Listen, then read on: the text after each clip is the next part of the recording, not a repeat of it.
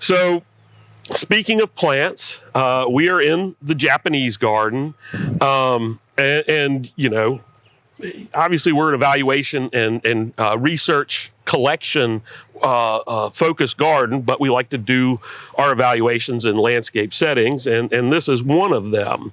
Now, people walk in here and they immediately know it's a Japanese garden. We've got the raked gravel, we've got rocks, we've got pretty plants pruned, but you know, what a Japanese garden, what is that?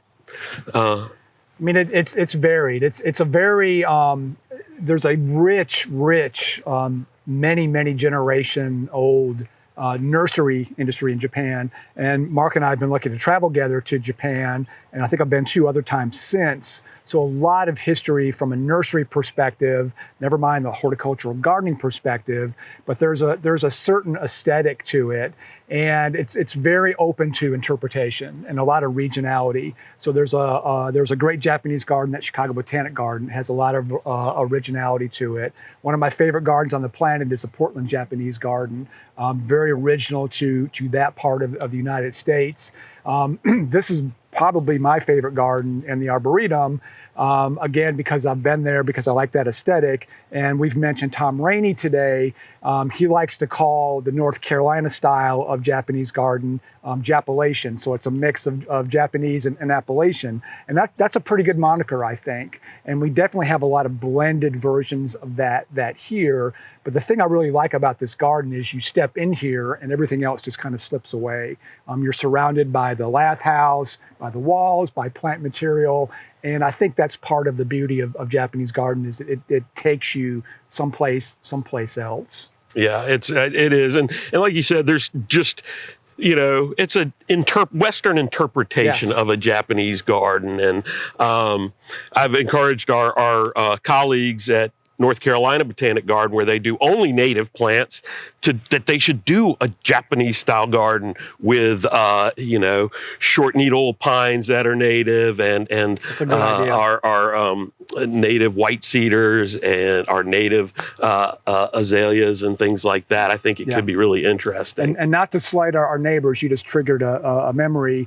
Duke Gardens has a very good Japanese themed garden as well. So a lot of that in our region to go visit, and each of those is unique to that site, to the curators that work there, to the plant material, to the lay of the land. It's taking advantage of all those aspects of horticulture and gardening. Yeah. Now, one of the classic plants for a Japanese garden is, of course, Japanese maples. And, you know, a lot of people, when they say Japanese maple, they think of a low weeping lace leaf red thing, or an upright red leafed plant. Now, something that Greg is responsible for here is, you should be, goes back to JC's day, you should be able to see a Japanese maple anywhere you stand in the Arboretum. That was one of JC's things. So when my kids were young, when I started working here, they used to try and find spots they couldn't see one. And since this looks a little different than other Japanese maples, this one, Kiyohime, this is someone they sometimes would miss and say, I can't see one. I'd say, that's it right there. Or like the little one you put in a container, Tim put in a container earlier. So what's your experience with Kiyohime here? This is a plant that there are over 200 different cultivars, probably more than that, 250, maybe close to 300 of Acer japonicum, equal number of Acer palmatum. So there's a lot of them out there. And we, you know, in the theme of teaching, and something that I'll say a lot, that Mark will say a lot, picking the right plant for the right place. So this is one that I have a lot of affection with because of that kind of flat pancake shape. I've always, you know, coming here before working here, visiting this garden because it was my favorite, the plant material here. We had one of these in Bartlett where I worked, in Charlotte, that was much younger, but it still had this kind of classic low pancake shape. Great fall color, as it fades into the fall and cooler temperatures. I can't believe how much it's leafed out already, but the texture is really nice right now. That nice red margin of those leaves on that new foliage. Just a really, really nice specimen. And I never think about this when I'm thinking of things to select, but this is a really good one for that kind of low spreading habit. As Mark alluded, there's more than two. There's more than the weeper. There's more than the big one. They have other color leaves as well, but I say this way too much because I have a lot of favorites, but this is a favorite of mine. And a nursery friend of ours, Brian Upchurch, that used to grow a lot of maples. This is one of the first ones I ever bought from him. So all those memories are attached to it for me. That's right. And that's, this is why I love plants is they do bring back memories, but they also change over time. So it's, when you talk about it, it's not like a vase where you say, oh, I remember where I got that. Right. It's, I remember I got this little plant and now it's grown big. And in the case of things that are easy to propagate, not necessarily a Japanese maple, but things you can divide, you can then share on and move on, and then it's somebody else's memory. Right. But we did get in here and we were talking about this, and Greg said, man, that's one I need to get for my own garden. And I thought, this is one of my favorites as well. And since we grow so many Japanese maples here, I don't grow a ton at home. I only grow my very favorites. And this is a good one. And the fall color is amazing. And these green leaf forms don't get enough love. Everybody wants the purple leaf, which are beautiful, but the transition from the little red edges on this when it leafs out to this just nice, beautiful, soft green during the summer, and then intense fall color. This is one of the most reliable for fall color. Now, the other thing that people don't take into consideration with Japanese maples, again, winter, spring, summer, fall. In the wintertime, after fall, they've got incredible architecture. And that's a huge thing when we talk about selecting plants for winter gardening, is that the skeletons of the garden, the structure. Japanese maples have such a nice kind of delicate architecture to them, and you get that with the tall ones, the weeping ones, and these flat ones as well. This one in particular. The structure I really like. Yep. So, and they're easy to grow, sunshade. They really are. Really, a little bit of shade is best for them. I grow them in my woodland, and this one's got some good afternoon sun protection. A good understory plant, especially in a shade garden like Mark mentioned. So, another plant that those of you who have listened to me talk know is, I finally knew I was a mature person when I could actually answer the question, what is my favorite plant? Osmanthus. Osmanthus fragrans. You can see in the corner here, this plant is loved in Japan. It's loved in China. Holy cow, the ones I saw in South Korea. It is just a well-loved plant, and you can't grow it much farther north than us. It's a southern plant, and life's not worth living if you can't grow it, is my feeling. So beautiful evergreen. A lot of them, the new growth comes out tinged with red, some very red. There's one called Apricot Echo, which comes out very red. That one flowers multiple times, but also if it gets up to 55 degrees for 3 hours in the winter, that thing is growing. So it's almost self-pruning, because when we get 20-some degrees on that, a foot of new growth, because it is vigorous as all get out, it kills those. All bend over. You just go in there and pinch those tips off, and that's self-pruning. But you get white ones. But what I really love, the orange flowered ones, yeah. Aurantiacus and the cultivars of Aurantiacus, because they always tend to have a tighter form, yep. Which fits in easier in a lot of our landscapes. And when they start flowering is usually about the time we're heading to, in the fall, about the time, if we're going to do plant collecting in Asia. We're leaving home. And I've got several friends who go collecting, and in the fall, we'll be texting each other and say, I smelled my first Osmanthus today. It must be almost time.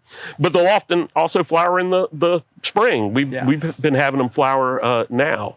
for us. Yeah, I've been lucky to work in a lot of gardens in my career. And when I first met Mark, he used to say something that he never wanted to live someplace or work someplace where you couldn't grow Osmanthus. And I instantly latched on to that moniker. And that's kind of helped indirectly or directly being here today, where I ended up from a career standpoint, because it is such a great plant. You get the different foliage with the new foliage. There's one for every flavor of plant that you like. There's a smaller one called Party Lights that I like, that I planted at home. The new growth kind of goes from pink to cream to almost white. Tiny, tiny little flowers, which is absolutely adorable. More of a foliage interest than fragrance and flower, but there's ones for different situations. A mutual friend of ours was leaving our collection in Charlotte, took a picture of one along the driveway. He's like, "What is that telephone pole shaped thing?" Mark caught wind of it. He's like, "Get me some cuttings. I need cuttings of that thing." So, there are lots of different forms. I like ones that are upright because there's situations for those, but it is a really good, tough, multiple seasons of interest plant. Well, and you mentioned Party Lights with that new growth that comes out different colors. There's a Osmanthus fragrans. That's the slightly hardier one. Party Lights, the heterophilus. The Osmanthus fragrance with the tough to pronounce Chinese name, Qianan Guifei, which is, we have just on the other side of the Lath House, the Qianan, and I believe that's how I finally figured out how to pronounce it, is one of is the region where they grow a lot of Osmanthus, and then Guifei is one of the 5 legendary beauties of China, and it does that same thing, comes out pink and then goes white. And this is what JC did for a lot. He didn't introduce plants, didn't breed a lot of new plants, but he helped bring them in and get them around. And that was one that we helped bring in from China, from the originators of it, to add to the the landscapes here.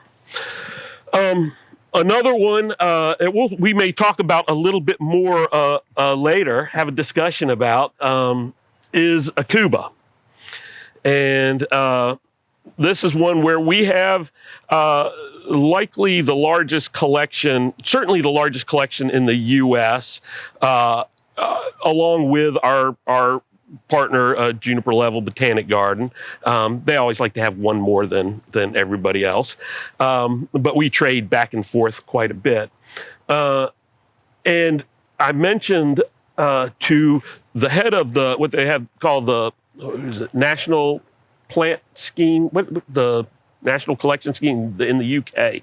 They have a program where you can hold national collections. Yes. And I told the woman who was running that at a conference I was speaking at, that I had just been to visit Linda Eggins, who housed the national collection in the UK. And this woman who was head of all these programs kind of looked up on her nose at me and said, "Aucuba, somewhat of a parking lot plant, isn't it?"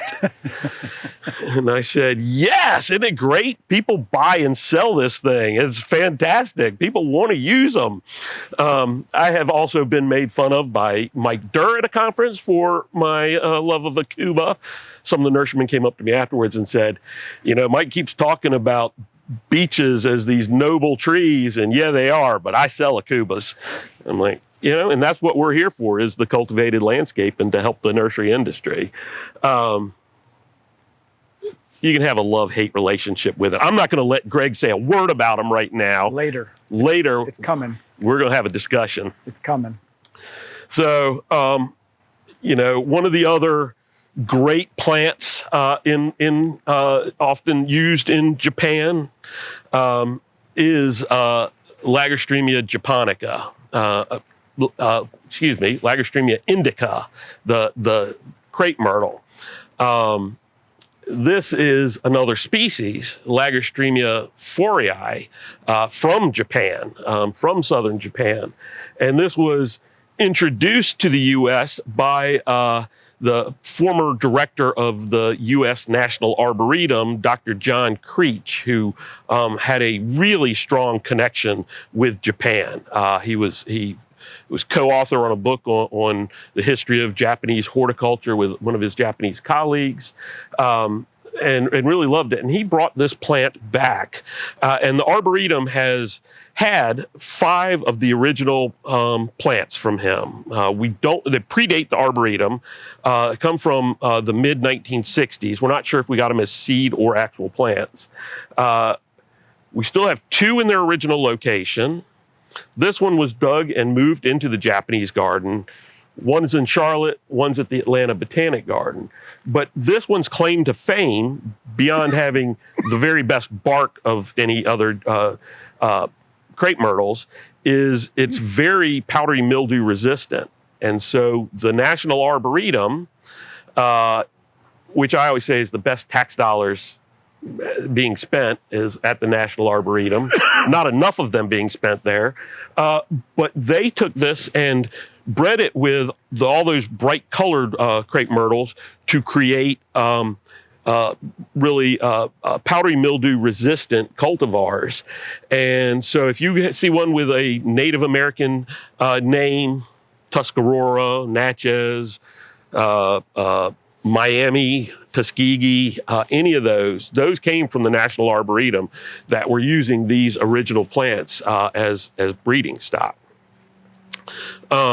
And we're going to be joined with somebody who can even talk about a little bit more about that soon.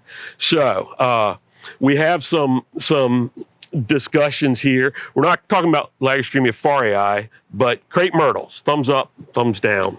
Right here. Right here. Ah. Right here. You alluded to the ones from the National Arboretum, and those are, I hate to say my favorites, but some of my favorites for lots of reasons.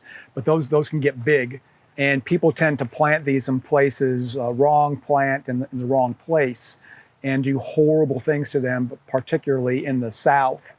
So there's a lot of different cultivars, smaller ones, medium-sized ones, but it's such a tough plant in the landscape. I've moved these things with front end loaders, literally lifted them out of the ground to another part of the garden, put piled soil around them. We had one that we moved at a garden I worked at that we lifted out of the garden, took it back to a holding area. It's probably still there to this day, sitting on top of the ground, and it made it just fine. So that's the love part of it. And again, that multiple season of interest, the incredible bark, the incredible flowers that bloom forever, the toughness, the fall color is second to none. And it's such a varied species with the different sizes and different types and all the work that's been done with the cultivars. I think it's the cultural things that people do to them that's kind of turned me in a direction that's not as favorable as some would like.